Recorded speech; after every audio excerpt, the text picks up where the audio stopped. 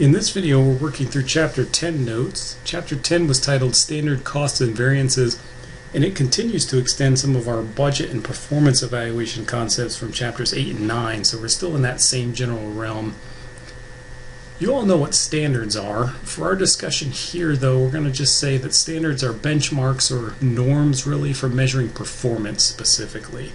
So in management accounting, we have really two types of standards that we see most commonly: price standards and quantity standards. And as those names would imply, price standards really just indicate how much we should be paying for each unit of input, whether that's materials, labor, overhead, and so on. And quantity standards indicate how much of the input we should be using to make our product or to provide our service. So if we think about direct materials standards, we're going to have some standard price per unit, and that should really be inclusive of the final delivered cost of those materials, net of any potential discounts from suppliers, or including premiums to suppliers if that's the case instead. We also have standard quantities per unit, and those should be summarized in a bill of materials. Again, we're talking about how much of that material should be used to make one particular unit of product, whatever it is we're making. Similarly, we should have some direct labor standards. So we should have a standard rate per hour. Oftentimes we will use a single rate that reflects a mix of wages. So if we have different people in our production process that do different things, but they all combine to make one particular product, this might reflect a blended wage rate that includes all those different roles. Similarly, we should have a standard hours per unit required to make a product or provide that service. And if we think about how we determine that type of standard, we might even go so far as to use like a time and motion study to see exactly how long it theoretically should take a particular worker to perform a particular task. So we might get at that kind of level of granularity in determining these standards. In terms of our variable manufacturing overhead standards, again, we're going to have a price and quantity standard.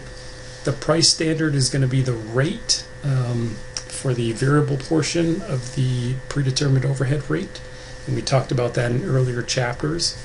And then the quantity standard really is the activity and the allocation base for that predetermined overhead. When we develop all these standards, we're going to summarize them in a standard cost card for all of our products and services. So a standard cost card might look something like what's shown here on the slide. It's going to indicate the major categories of inputs needed, so direct materials, direct labor, and then variable overhead if we're thinking about making something. It's going to indicate the standard quantity or hours needed to produce that product, that standard price or rate we spoke of, and then it's also going to go ahead and do that math and show the standard cost per unit for each category. It'll summarize those things at the bottom here, sum them up, so that we know in total what it should cost to make one unit of each product. Or again, we could apply this example to a service if we had some kind of service that we repeated for our customers. So as we spoke of in Chapter 9, standard costs per unit could really be used to come up with activity and spending variances. Remember, activity variances were those differences caused by differences in the level of activity, so comparing our expected level of activity versus our actual level of activity. On the other hand, our spending variances were differences caused by other factors not related to activity. So the price of inputs, the use of inputs, and our efficiency in doing that, and so on. So here in Chapter 10, we want to make the point that spending variances can become more useful if we break them down into price and quantity variances. So rather than just leaving it at this point and saying, well, it's something other than activity, we have some tools to come up with price and quantity variances that can help us determine really what potential factors are driving those differences at a lower level. Is it a difference in the price we're paying for this stuff, or is it a difference in the amount we're using of that input? And that's what we're trying to accomplish here. So our general model for variance analysis, we've got our price variance over here, the difference between our actual price and our standard price. And then our quantity variance over here, the difference between the actual quantity that we've used of some particular input and the standard quantity that we've decided we should be using for that particular input. Price and quantity standards are determined separately for, I would say, at least two reasons. And the first is responsibility.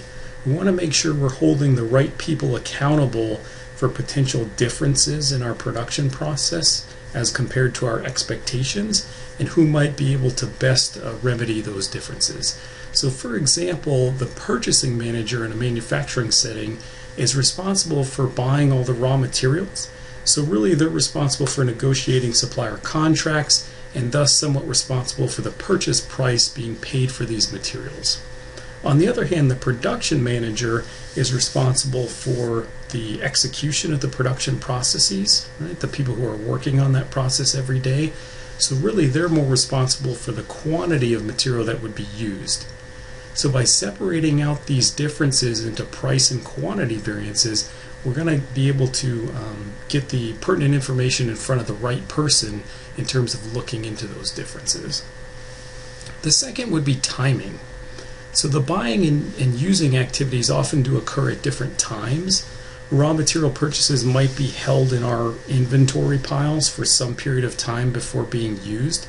So if we determine these differences separately in terms of price and quantity, we can isolate those differences when they occur, rather than waiting until materials are necessarily used to decide where those variances come from. So let's think about the different variances for all of the inputs we've talked about so far. So we will have price or rate variances for all of our inputs and quantity variances for the same. We just use slightly different terminology. So for materials, price variance is a price variance, but for labor and overhead, really we call those rate variances because we're talking about the labor rate and the overhead rate. Over here on the quantity side, materials, we call that quantity variance, the quantity variance, but in terms of the usage of labor and overhead, we refer those as efficiency variances rather than quantity variances. Again, essentially means the same thing, it's just a matter of slightly different terminology. So let's think of a general model for variance analysis, and this should look pretty familiar from Chapter 9, although now we're using different columns and different determinations of these individual amounts. So we are dealing entirely with actual output in Chapter 10. So everything you see on the slide here, we want to think about these things in terms of actual output of our product, so the number of units we've actually produced, rather than that planned level of activity that's already been accounted for in our Chapter 9 variances. So everything here sits between our flex budget then and our actual results. So if we look at this far right column, column 3 here, this really is our flex budget. It's our standard quantity allowed for that actual output at the standard price. So everything standard by standard. On the far left is our actual results. Okay? Actual quantity of input, actual price, and so on. So this is what really happened. Now in the middle we want to stick in this new total. I'm going to refer to that as an as-if budget, and you'll see that term if you're poking around online and thinking about these things. So I want to be consistent with that terminology. What we should be doing there is taking our actual quantity of input but at our standard price. And as we can see from our little model here, that helps us isolate differences caused by differences in price versus differences in quantity between our three columns here. What I mean by that is if we compare columns 2 and 3, our as-if to our flex, we can see that the only difference is the Q's, AQ versus SQ. The price is always at standard. So we're isolating the difference caused by those differences in the Q's. That's our quantity variance. Over here between our actual result and our as-if budget, we're isolating differences caused by price differences. So the P's are different, right? Always the actual quantity in both cases, but the actual price versus the standard price. Let's also keep in mind that pursuant to our Chapter 9 discussion, if we compared our actual results to our flex budget which is again essentially what column 3 is, we'd get our overall spending variance. So it's important to point out here that that spending variance we introduced in Chapter 9, we're just breaking that down into two separate lower level variances here in Chapter 10, our price variance and our quantity variance. We want to be able to say, given that we know there's a spending variance to be analyzed, what's driving that particular difference? Is it driven partly or entirely by a change or difference in price? And or is it driven partly or entirely by a difference in the quantity used of that input? So the next few slides in your deck are really just highlighting a couple things we've already spoken of on that previous slide. Actual quantity, we want to make sure we're focusing on the amount of the input actually used. Standard quantity, how much we should be using for that actual output for the period. Actual price, again, what we actually paid for the input. And then standard price, the amount we thought we should have been paying for that input before the period began. So let's try a quick ECO here. A blank materials quantity variance occurs when the actual quantity used in production is blank than the standard quantity allowed for the actual output of the period. Pause this, think about it for a second, and then we'll talk about the answer. This should be B. A favorable materials quantity variance occurs when the actual quantity used is less than the standard quantity allowed for the actual output of the period. That's the only one that fits there. One more here. If skilled workers with high hourly rates of pay are given duties that require little skill and call for lower hourly rates of pay, this will result in a favorable labor rate variance. Is that true or false? Pause it, think about it for a second, and then we'll discuss the answer. So that's false. Favorable labor rate variance implies that we're paying less for particular work than we thought we should have been paying. In this scenario, we're taking folks who are making more, right? They're being paid high hourly rates, and we're having them do tasks that require little skill and otherwise would require lower wage workers to be completing. So that would be an unfavorable labor rate variance. So that's why that answer here is false. So our first learning objective then officially was to calculate direct materials price and quantity variances and explain their significance. So we're going to be using an example for all of our variances here from this Glacier Peak Outfitters. So they have the following direct materials standard for this fiber fill stuff that they put into their mountain parka jacket. It should take 0.1 kilograms of this fiber fill per parka, and that stuff should cost $5 per kilogram. So we know that last month 210 kilograms of fiber fill were purchased and used to make 2,000 parkas, and the materials cost a total of $1,029. So let's think about what variances are going to pop out from this. Again, we'll lay out our three columns. The standard by standard on the far right is essentially our flex budget. The as-if budget would be in the middle, the actual quantity times the standard price. And then the far left is the actual result. In this case, the actual spend on this fiber fill. So I'm going to start there. We knew that this stuff cost $1,029 in total, and we had bought 210 kilograms. So we know that that's $4.90 per kilogram. In the middle in our as-if, we know the actual quantity was 210 kilograms. We also knew that this stuff should cost $5 per kilogram. So multiplying that out gives us $1,050. Now if we compare those two amounts, we can see that we've got a $21 price variance, and in this case it's favorable because this stuff cost us less than it should have. In other words, the total here is less than the total in the as-if budget, so that's a favorable price variance. And we can see that really just on this line right here. Stuff should have cost $5 per kilogram. We actually got it for $4.90, so yeah, that should be a favorable price variance. Over here in our flex, our standard by our standard, we've got the 200 kilograms it should take to make the entirety of the jackets, times that standard price of $5 per kilogram, and that's a grand total of $1,000. If we compare that to the as-if, we can see the as-if is higher by $50, so we'd say that's a $50 unfavorable quantity variance. And again, we can see that isolated right on this top line. We used 210 kilograms to make the jackets.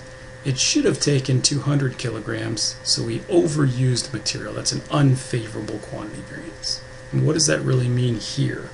Well, maybe we wasted somehow. So maybe we have a partly manual process, and the people who were stuffing the jackets, accidentally kind of stuffed too much in there. Maybe we just wasted in that way.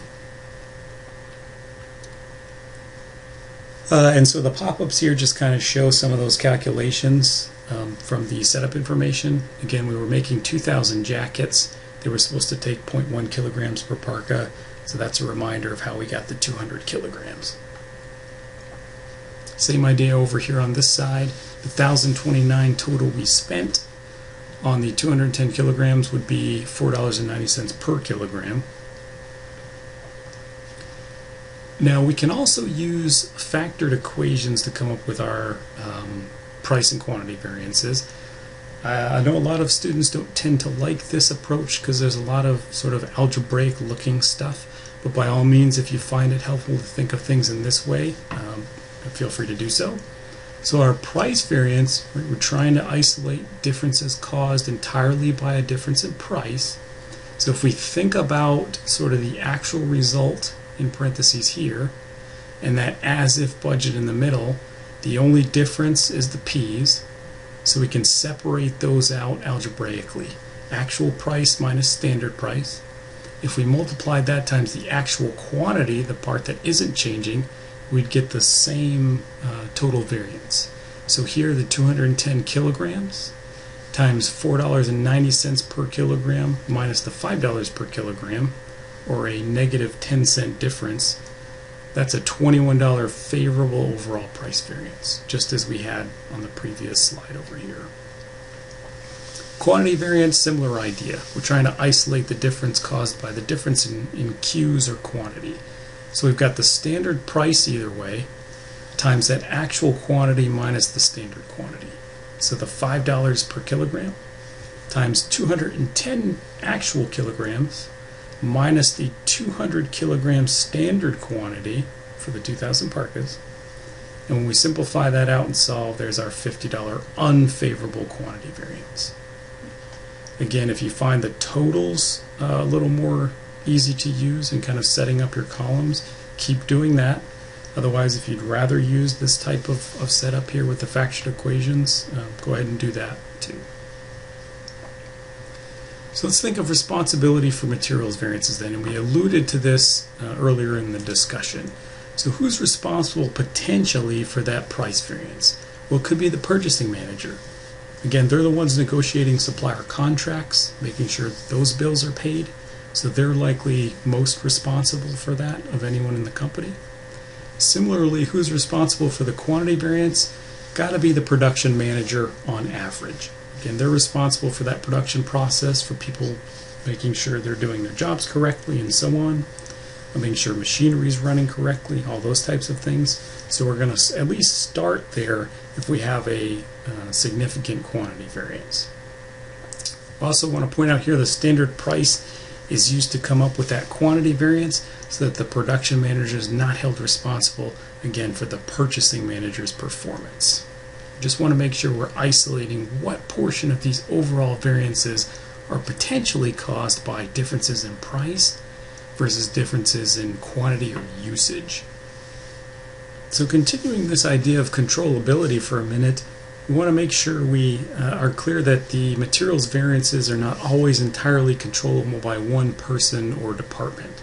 So just as one example, the production manager might schedule production in a way that requires some kind of change in delivery, so express delivery of raw materials or something similar, and that could result in an unfavorable materials price variance. In other words, this individual has scheduled things such that we have to pay more to get the materials there in a timely manner, or pay more for them because of some kind of shortage or whatever. Similarly, the purchasing manager might purchase lower quality materials, which could result in unfavorable quantity variance for the production manager. Lower quality materials could require more waste, could require more rework and scrap. Again, if we're thinking about a pure manufacturing setting. So the purchasing manager in this example would have saddled the production manager with this unfavorable quantity variance by buying junky materials. Those are just a couple examples of how we can't say with certainty that one particular variance is entirely someone's fault. But again, we're looking for an initial point of contact or an initial point of investigation when we determine some of these things. So let's try a practice problem here. Magno Cereal Corp uses a standard cost system for its crunchy pickled cereal. The material standard for each batch is 1.4 pounds of pickles at a cost of $3 per pound. During August, Magno purchased 78,000 pounds of pickles at a cost of $253,500. They used all those pickles to make 60,000 batches of cereal. So what's Magno's materials quantity variance for August? Go ahead and pause this, work through it, and then I'll talk about the answer. That should be B, $18,000 favorable. So we're going to think about sort of the factored equation example here rather than laying out all the columns. We're looking for a difference caused by a difference in quantity used of that input. So we want the actual quantity minus the standard quantity times that standard price. So the 78,000 pounds of pickles that were actually purchased and used minus the standard quantity, and we have to figure out what that is, 60,000 batches of cereal times the 1.4 pounds of pickles it should take to make a batch. So do that math out, times the $3 standard price. So when you simplify there, 78,000 minus the 84,000, the standard quantity, times $3 means an $18,000 difference. And again, that's favorable because we used a whole lot fewer pickles than we thought we should have to be making this cereal.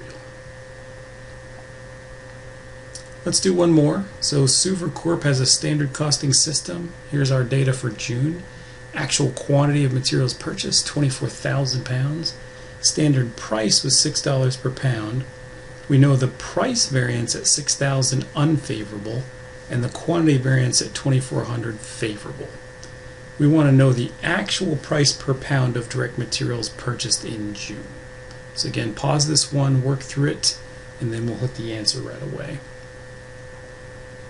So the answer there is C, $6.25. So here we're working a little bit backwards. We know the material's price variance was $6,000 unfavorable, and that would have been calculated as the actual quantity used times that difference in price, the actual price minus the standard price. So 6,000 unfavorable equals the 24,000 pounds actually purchased and used times whatever the actual price is, that's our unknown, minus the $6 standard price. So we'll simplify a bit here. We get the actual price minus $6, the standard price, equals the $6,000 variance divided by 24,000.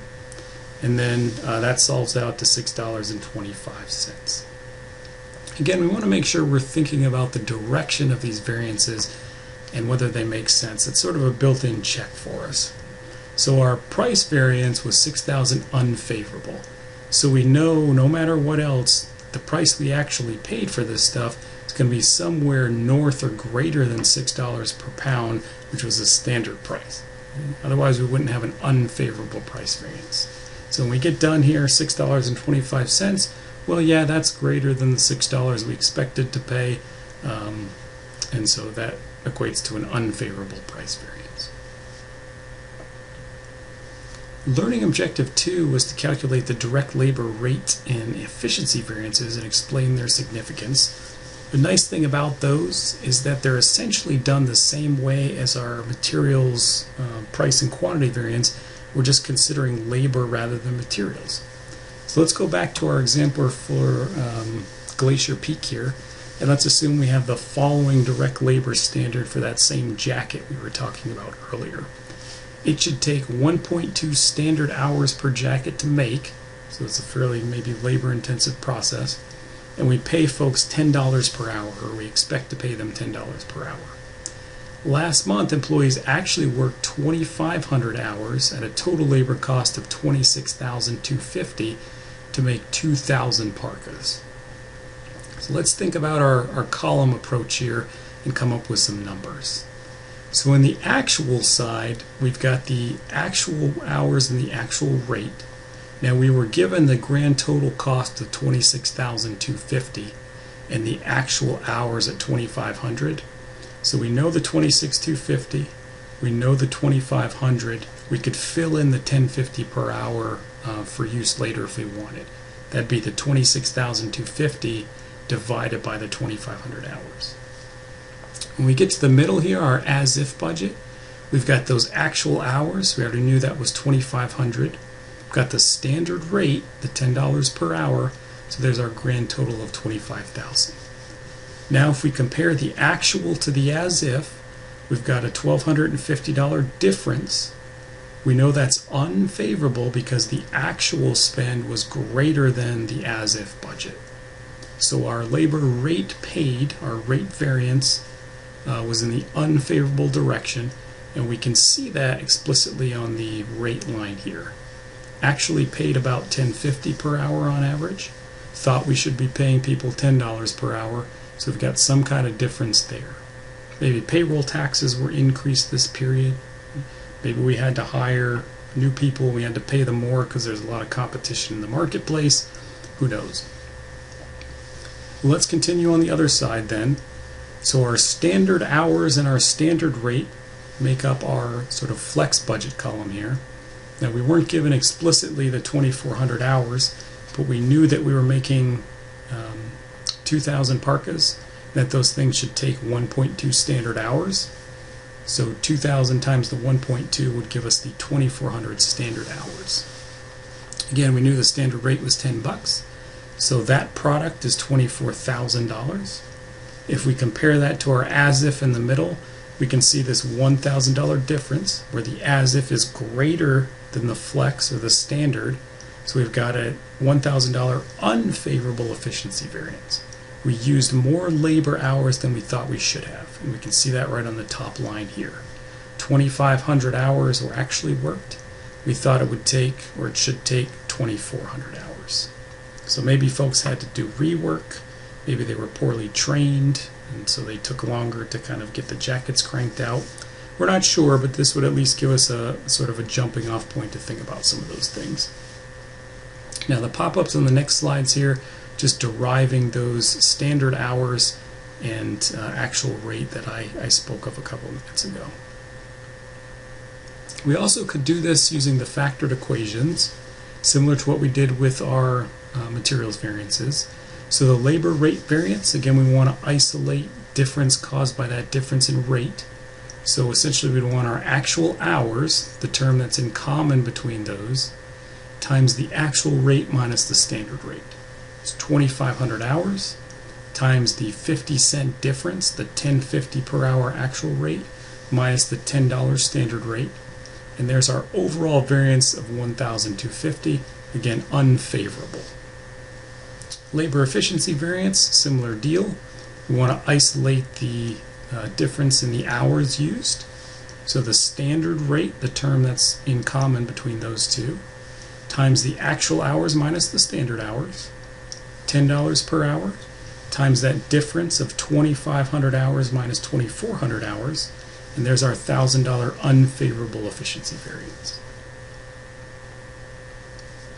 So let's try this one. Zany Electronics uses a standard cost system for the production of its water ski radios. The labor standard for each radio is 0.9 hours. That labor cost per hour standard is $7.20. During August, Zany's production used 6,600 total direct labor hours at a total direct labor cost of $48,708. So this resulted in production of 6,900 water ski radios, and we want to know what the labor rate variance is for August. So pause this for a minute, give that a try, and then I'll hit the answer. The answer there is D, $1,188 unfavorable variance. We can derive that using our totals here. So we want our actual hours times our actual rate minus our actual hours times our standard rate. Again, we're trying to isolate the difference caused by the difference in the rate, or the R's here. 48,708 was our actual spend, minus the actual hours, which we knew was 6,600, times that standard rate of $7.20. That simplifies to what's shown here, 48,708 minus 47,520. And the difference again, 1,188, unfavorable, because the actual spend is greater than that as-if spend. Again, if you want to lay out all the columns side by side and do the comparisons, the totals, it's essentially what we did here, just without some of the details. Let's try one more here for labor. So the FIME Corp uses a standard costing system as well. Here's some data for December. Actual labor hours worked, 6,200. Standard labor rate, $7 per hour. And then the efficiency variance, $2,100 unfavorable. We want to know the standard labor hours allowed for December output. So pause this, give it a try, and then I'll click to the answer here. So that should be A, 5,900. So we know the labor efficiency variance was $2,100 unfavorable. So we're going to work a little bit backwards here. We know that that $2,100 would have been equal to the actual hours minus the standard hours times that standard rate. Because again, that efficiency variance would isolate the difference caused by a difference in usage of labor hours. So the $2,100 unfavorable variance would be equal to the 6,200 actual hours minus whatever the standard hours were, that's our unknown, times that standard rate of $7.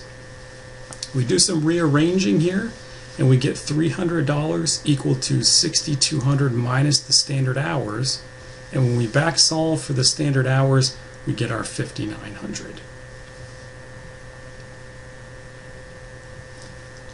Okay, so let's talk for a minute about responsibility for labor variances. So production managers are generally going to be held accountable for labor variances because they have a lot of influence over some key factors that should affect this quantity of labor and everything that goes into it. They would have some influence over the mix of the skill levels assigned to work tasks. So if we think about a complex manufacturing environment where maybe folks do different things, the production managers are going to be making sure that folks are doing what they do best and that all of our tasks are adequately staffed. They'd also have some influence over the level of employee motivation. If the production manager is terrible, right? If no one likes them, no one likes working for them, maybe they're a micromanager and people don't like that, that's going to affect motivation, which will in turn affect performance and will cause potentially some kind of variances in labor usage. Quality of production supervision really fits with those first two, essentially, saying if the supervisor is no good, if the production manager is no good, if they're not good at their job, the people under them aren't likely to be that great at theirs, or at least we're not likely to have an efficient process. So we should see some variances as a result of that. And then somewhat related to the top box, the production manager also has some influence over the quality of training provided to employees. So if new employees aren't being given adequate training for their individual job tasks, they're going to be a lot slower doing that, a lot less efficient. Rework's going to be higher. So all those things are going to affect the amount of labor or the efficiency of the usage of labor within our processes. Similar to our discussion earlier about controllability of material variances, similar things apply with controllability of labor variances. So labor variances aren't always going to be entirely controllable by one person or one particular area of responsibility. For example, if we think about the maintenance department manager, they might do a poor job of maintaining production equipment. So that might cause processing time on this machinery to increase per unit, and that would result in an unfavorable labor efficiency variance, right? Stuff's not running as it should be, in other words, so it's going to take longer to do. It's going to require some rework, and so it's going to slow things down and lead to efficiency variances. Similarly, the purchasing manager, we use this example with materials as well, might purchase lower quality raw materials, and that could result in an unfavorable efficiency variance for labor because of things like rework. Right? The junky material causes the output of the product to not be up to our standards. Maybe we have to toss stuff away and redo it, and that could cause efficiency variances from a labor standpoint.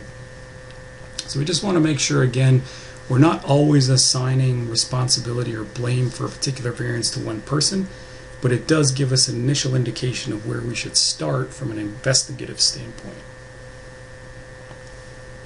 Learning objective 3 was to calculate the variable manufacturing overhead rate efficiency variances and explain their significance. And those are very similar to our labor variances as well. So the nice thing is we don't have a ton of new concepts to introduce there. We just need to extend our previous concepts to the overhead example. So let's think about Glacier Peak one more time. Let's assume they use direct labor hours as their allocation base for assigning overhead. So we know we have the following standard variable manufacturing overhead costs for each parka. We've got the 1.2 standard labor hours. We talked about that with our labor variances per jacket. And we think that rate is $4 per labor hour for variable overhead. Last month, as we know, employees actually worked 2,500 labor hours to make 2,000 parkas, and actual variable manufacturing overhead for the month was $10,500. So we can lay out our three columns one more time here. We've got our actual results on the far left. That's the $10,500 we actually spent. Now we can back into our actual rate by taking that $10,500 which was given, divided by the actual hours of 2,500 that were worked from a labor standpoint. And that would tell us it's $4.20 per hour was our actual rate.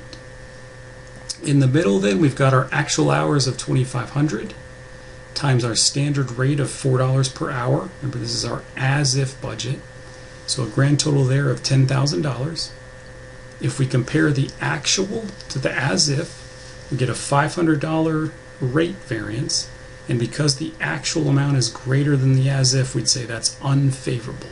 Right? We spent more on this variable overhead than we thought we should have, given what our actual activity was. And we can see that highlighted there in the rate line. Actual rate was $4.20 per hour. Should have been $4, so yeah, we should have an unfavorable rate variance. Moving to the far right then, we've got our standard by our standard. Again, these standard hours we would find by taking the 2,000 jackets that were to be made times that standard 1.2 hours per jacket for a total of 2,400 hours, times that standard rate of $4 per hour, and there's our grand total of $9,600. So the as-if, $10,000, minus the standard here of $9,600 would give us a $400 unfavorable efficiency variance. Again, we can see that isolated in the difference in hours. I used, in other words, 100 more hours in labor than I thought I should have, given that I was making 2,000 jackets.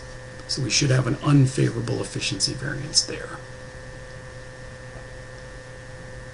And again, the pop-ups just highlight the derivation of the standard hours and that actual rate, similar to what we did with the direct labor a few minutes ago.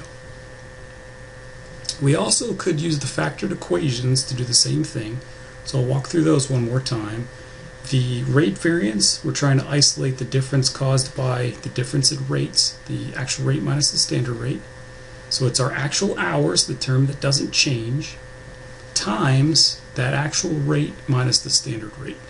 So 2,500 actual hours times the actual rate of $4.20 minus that standard rate of $4 per hour. When we do that math out, we get the same $500 unfavorable rate variance.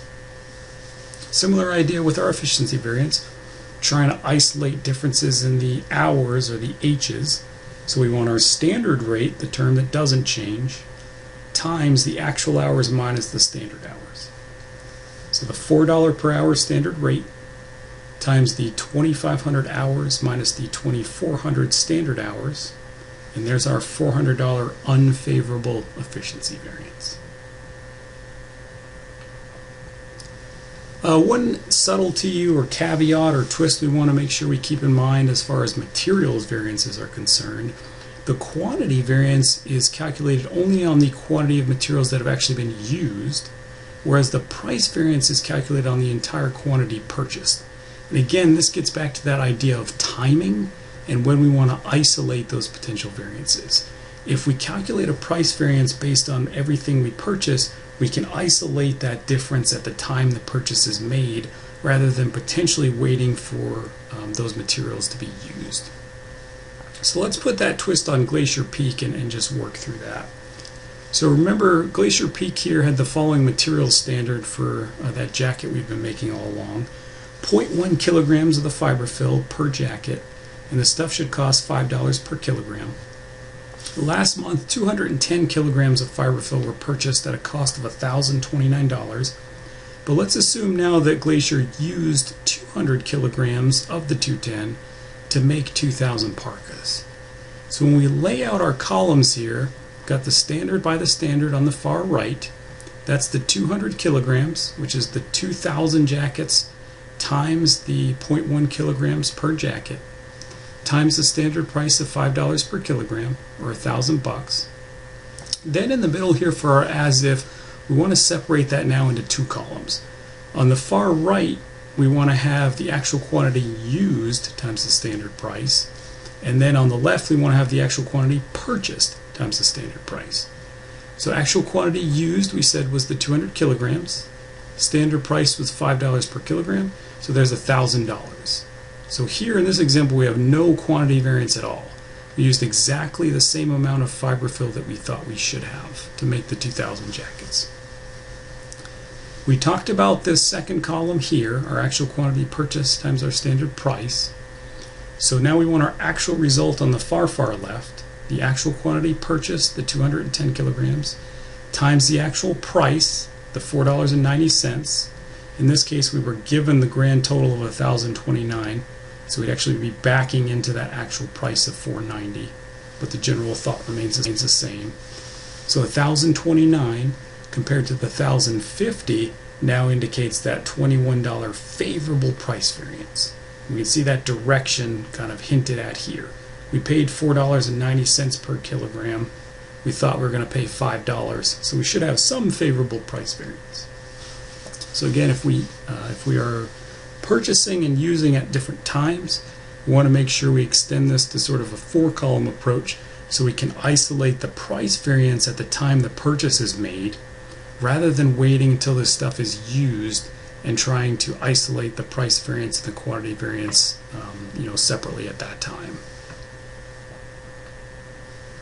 A few advantages for us to talk about with regard to standard costs in general. So standard costs really are a key element of what we call the management by exception approach. Management by exception is not as fancy as it might sound. It really just says, let's think about variances and differences and kind of abnormalities and always kind of be starting there. So our variance analysis and our performance reporting really fit perfectly with this management by exception approach. In other words, variance analysis should pop up these potential red flags, right? These quantity variances, these price variances, and so on. And we want to focus our time and efforts on why those things are different than what we expected. Now, granted, our expectations could be wrong, and we'd want to adjust those going forward. But in more cases than not, probably our expectations aren't unreasonable. It's more a matter of some kind of production problem or change in process or something else that could require or benefit from some correction going forward. Standards can also provide benchmarks that would promote, at least in theory, economy and efficiency. So again, our standards, if we've developed them in a reasonable manner and a thoughtful manner, they can give us something to be striving for, right, in terms of how much material we should be using, how much labor time things should be taking, and so on. And that can give us a really good target to, again, be continually striving for in terms of efficiency. Standards can, in theory, simplify our bookkeeping. Again, if we have some idea what all of our products take in terms of inputs, they can help us best keep track of all these inputs, what we need, right, how we want to get these materials and arrange for people to be able to work on these things, and all those kinds of considerations. And then over in the bottom right-hand corner here, standards can also support responsibility accounting systems. That's a term we've used several times this semester. Remember, all it really means is we want to make sure we're holding specific managers responsible only for those things that are really under the purview of their control. So we talked about this throughout Chapter 10 here in terms of kind of getting an initial point of contact with any particular variance that pops up. If we have a labor efficiency variance, we want to go talk to the production manager and say, hey, we think this stuff is taking more time than it should. Can you help us try to figure out why that is? So that fits great with our idea of responsibility accounting. Potential problems with standard costs. There's a couple parts here, and again, some of these are somewhat theoretical. So standard cost variance reports are often put together on somewhat of a monthly basis. So they might have information that's relatively outdated even by the time a manager gets a hold of it. Now, this is somewhat less of a consideration nowadays with more continuous data processing, but it's still something to keep in mind. Over on the right here, variances are misused as sort of only a punitive measure or some kind of punishment to negatively reinforce employees. We might have a morale issue before too long, right? So in other words, we're saying if the entire purpose of our variance analysis is to run around the factory saying you're doing this wrong, you're doing this wrong, you're not doing well, we might end up with people who aren't keeping the firm's best interests in mind as they make subsequent decisions. We don't want to fall into that trap. And then on the bottom here, labor variances typically assume that the production process is really labor-paced and that labor is a variable cost. Those assumptions aren't always valid, especially in more automated manufacturing environments where employees have essentially become a fixed cost. So again, it's just something else to think about as we're kind of piecing these things together. The follow-up to that, we want to make sure that we're not just happy meeting standards. So that's the point we're making in the top left here. Just meeting standards or just coming in, with the bar might not be sufficient.